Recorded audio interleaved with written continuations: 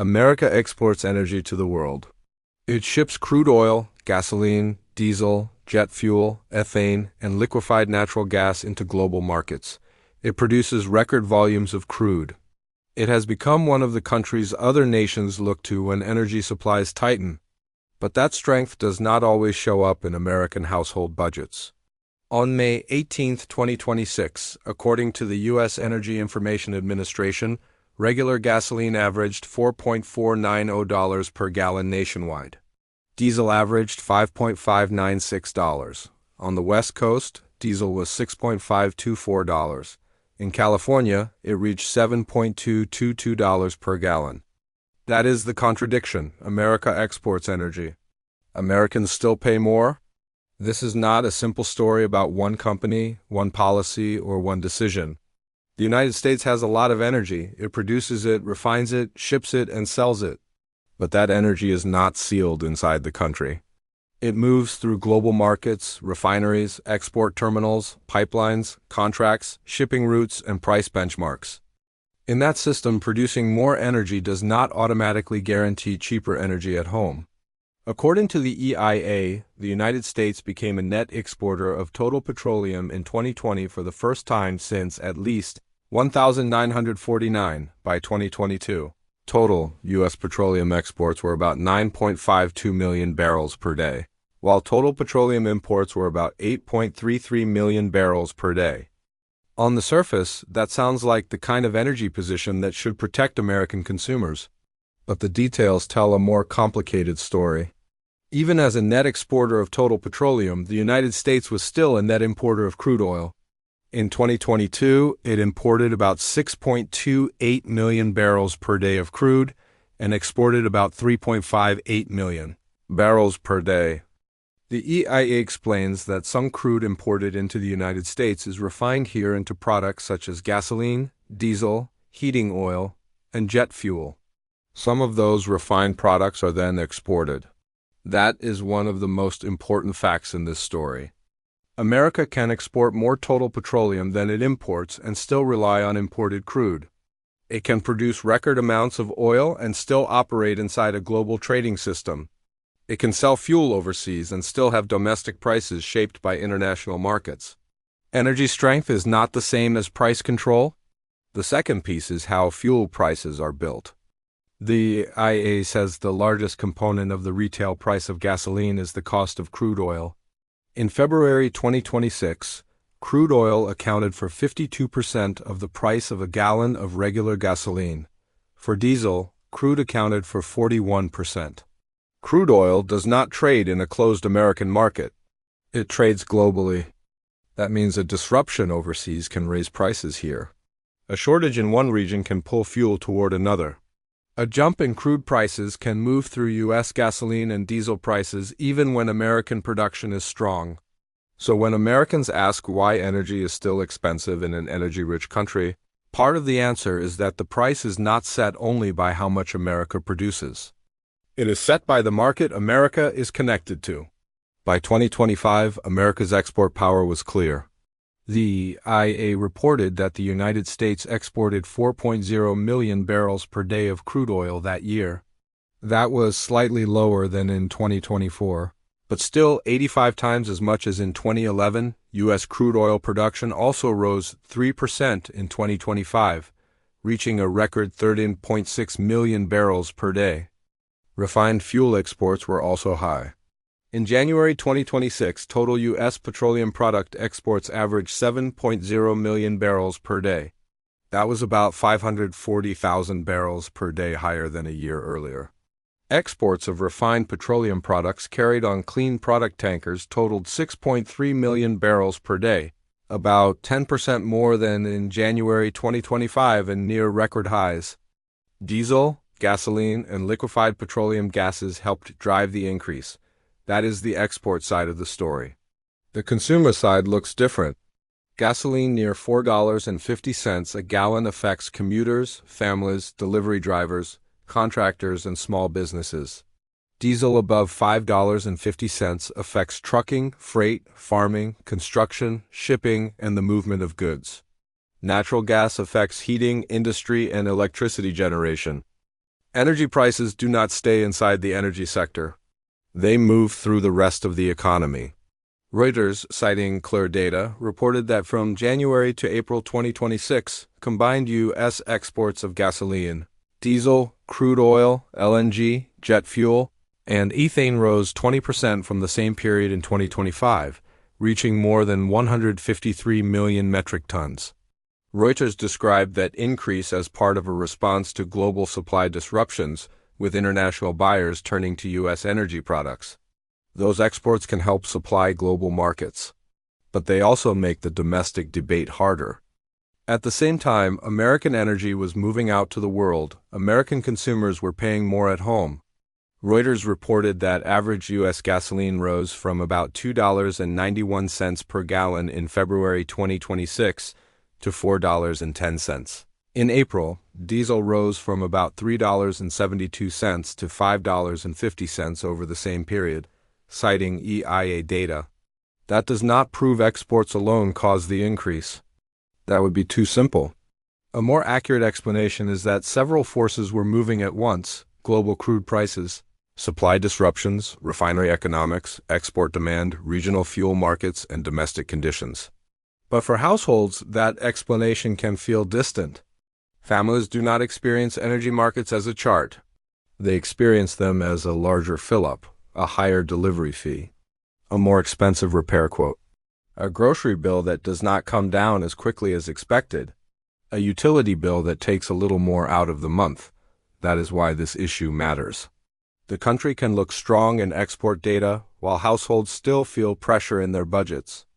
Natural gas adds another layer. The EIA forecasts that U.S. net exports of natural gas would grow 18% in 2026 to 18.7 billion cubic feet per day, then rise again to 20.5 billion cubic feet per day in 2027. It also forecast LNG exports to average 17.0 billion cubic feet per day in 2026 and 18.2 billion cubic feet per day in 2027. In 2025, U.S. LNG exports to Europe reached a record 10.3 billion cubic feet per day, up from 6.3 billion in 2024. Europe accounted for 68% of U.S. LNG export volumes that year.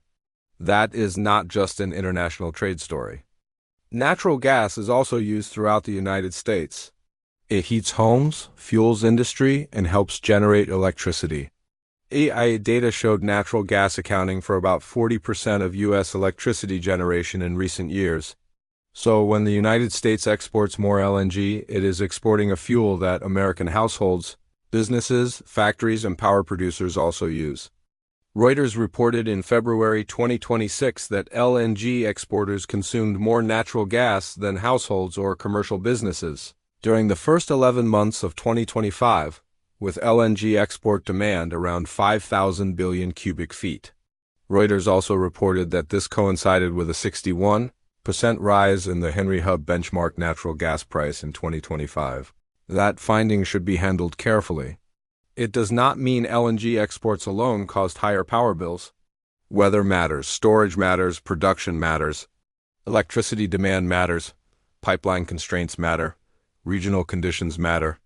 But LNG exports do make the U.S. gas market more connected to foreign demand. When global buyers need gas and U.S. exporters can sell it overseas, domestic supply is no longer shaped only by domestic needs. That can support American producers, ports, jobs, and trade. It can also add pressure for domestic users competing for the same fuel. This is the deeper economic tension. Exports create benefits. They can strengthen U.S. energy companies. They can support workers and investment in producing regions. They can help allies during supply disruptions. They can expand America's role in global energy markets. But exports can also connect American consumers more tightly to global price shocks. If overseas buyers need U.S. crude, refined fuel, or LNG, that demand can support export volumes. When supply is tight, it can also add pressure to domestic markets, especially when infrastructure is limited or inventories are strained. That is why America exports energy can be misleading if it is treated as the whole answer. The United States exports energy, but it also imports crude. It produces record crude, but crude prices are global. It exports refined fuels, but gasoline and diesel still depend on crude costs, refining margins, taxes, distribution, and regional supply. It expands LNG exports, but natural gas is also used by U.S. households, businesses, factories, and power plants. The system is powerful. It is also complicated. For households, the pressure begins with the prices they see most clearly. Gasoline can change a family budget quickly. For Americans who drive long distances, own older vehicles, or live where public transportation is limited, fuel is not optional. A higher pump price becomes a household cost almost immediately. Diesel works differently. Most families do not buy diesel directly. But diesel is part of trucking, freight, farming, construction, and delivery. When diesel rises, it can move through business costs before consumers ever see it. Natural gas is another channel. Higher gas prices can matter for home heating, industry, and electricity generation. Even households that do not buy natural gas directly may feel the effect through power bills or through the cost structure of businesses they rely on. For workers, the pressure depends on the job. Truckers face diesel directly. Farmers depend on fuel and transportation. Contractors rely on equipment and materials. Warehouse and delivery networks need energy to keep goods moving. When fuel costs rise, it may not always appear as an energy issue, but it can affect margins, schedules, demand, and business decisions. For small businesses, energy can hit from several directions at once. A small retailer may pay more for deliveries. A restaurant may face higher utility bills. A contractor may see fuel costs rise before customers accept higher bids. A local carrier may be squeezed if diesel prices move faster than contracts can adjust. For retirees and middle-class households, the pressure is often indirect but still real. They may not track Brent crude or Henry Hub. They may not follow LNG export capacity. But they see the monthly budget. Gasoline, utilities, repairs, groceries, and delivery costs all compete for the same income. For investors, energy exports and domestic prices matter because energy feeds into inflation data, transportation margins, utility costs, consumer spending, and company earnings. Energy is not just one industry. It is an input into almost every industry. The hard part is that there is no easy fix. It may sound simple to say the country should export less and keep more energy at home. But the research does not show that stopping exports would quickly lower prices. Energy markets are tied together by contracts, refinery configurations, infrastructure, trade relationships, global benchmarks, and long-term investment decisions. Exports also serve real purposes. When global supplies are tight, U.S. exports can help fill shortages overseas. That can support allies and stabilize parts of the international market. It can also generate revenue for American companies and investment in domestic energy infrastructure. But the trade-off is visible. When domestic prices rise, people see fuel leaving U.S. ports while households pay more at home. That image is powerful, even when the economics behind it are more complex. A tanker leaving an American port does not automatically mean a gallon of gasoline was taken away from a local driver. An LNG cargo going to Europe does not automatically explain one household's power bill. But the frustration comes from a real place. Americans are asking a reasonable question. If the country has so much energy, why does energy still feel expensive? The answer is that supply is only one part of price. Location matters. Infrastructure matters. Refinery capacity matters. Crude quality matters. Storage matters. Contracts matter. Global demand matters. Timing matters. In its May 2026 short-term energy outlook, the EIA said Brent crude averaged $117 per barrel in April after global supplies tightened. It also expected global oil inventories to fall sharply in the second quarter of 2026. When global oil inventories fall and crude prices rise, U.S. consumers are not cut off from that shock. Record U.S. production does not erase the global price. Strong exports do not guarantee low domestic costs. Rising natural gas production does not automatically shield consumers if demand. Exports, weather, and infrastructure all move against affordability at the same time. That is the structure of the modern energy economy. The United States built a system that is productive, flexible, and globally connected. That connection gives America power. It allows American energy to move to markets that need it.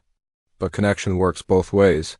American energy flows out to the world, world prices flow back into American bills. What comes next depends on which pressure eases first. If crude prices fall and inventories rebuild, gasoline and diesel could ease. But lower crude prices do not always reach consumers immediately. Retail prices can lag, regional fuel markets can remain tight, refinery conditions can still matter. If LNG export capacity keeps rising as the EIA forecasts, natural gas exports will remain a major part of U.S. gas demand.